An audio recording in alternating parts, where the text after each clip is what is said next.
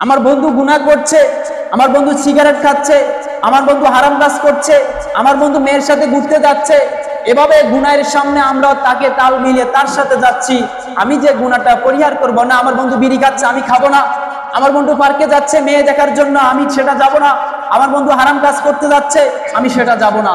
কিন্তু এই পরিহারটা আমরা কেউ করি না। কিন্তু যখন আপনাকে নামাজের জন্য ডাকা হয়, আপনাকে ভালো একটা কাজের জন্য ডাকা হয়, কিন্তু সেটা ঠিকই আমরা পরিহার করে ফেলি। বন্ধু যখন আপনাকে নামাজের জন্য আহ্বান করে, তখন আপনি বন্ধুকে বলেন বন্ধু তুই যা আমি পরে আসব।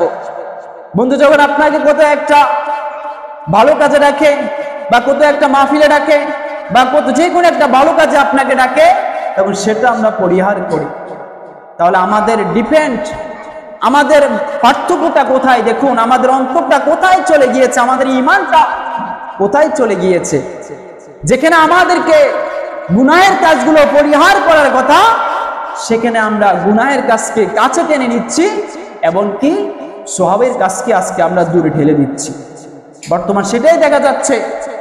আজকে আপনার বন্ধু, আজকে আপনার ভাই আপনাকে গুনাহের ডাকে ডাকছে, আপনি সেদিকে যাচ্ছেন, আপনি সেদিকে চলে যাচ্ছেন, আপনি অথচ পরিহার করেন নাই। কিন্তু আপনাকে যখন ভালো একটা কাজের জন্য ডাকা হয়, তখন আপনি সেটা ঠিকই পরিহার করেন।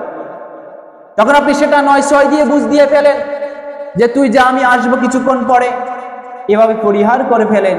কিন্তু বন্ধুর ক্ষেত্রে যখন বন্ধু আপনাকে একটা সিগারেট খেতে ডাকে, বন্ধু যখন আপনাকে মেয়ে দেখার জন্য ডাকে, বন্ধু যখন হারাম কাজ করতে যায়, যখন আপনাকে ডাকে, তখন একবার বলেন না বন্ধু এটা তুমি করিও না, একবারও আমরা বলি না। এ হচ্ছে আমাদের ঈমানের তফাৎ, এ হচ্ছে আমাদের ঈমানের তফাৎ। এখানে জান্নাত এবং জাহান্নাম, এখানে আপনার জন্য জান্নাত নিশ্চিত হবে, আপনার জন্য জাহান্নাম নিশ্চিত হবে।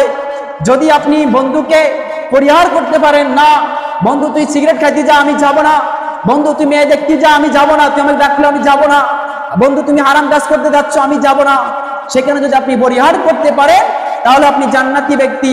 আর যদি আপনি পরিহার না করতে পারেন আপনি জাহান্নামী ব্যক্তি। এ হচ্ছে আমাদের জান্নাত এবং জাহান্নাম, এ হচ্ছে আমাদের ঈমানের তফাৎ।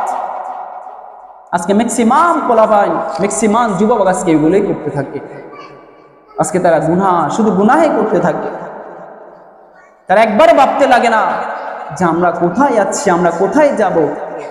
এক মুহূর্তে যদি কুল্লু নাফসিন যায়কাতুল মাউত চলে আসে, সমস্ত গুনাহ করা অবস্থায় যদি আপনি মৃত্যুবরণ করেন, সেটার আর কোনো গ্যারান্টি নেই, ডাইরেক্ট জাহান্নাম, ডাইরেক্ট জাহান্নাম।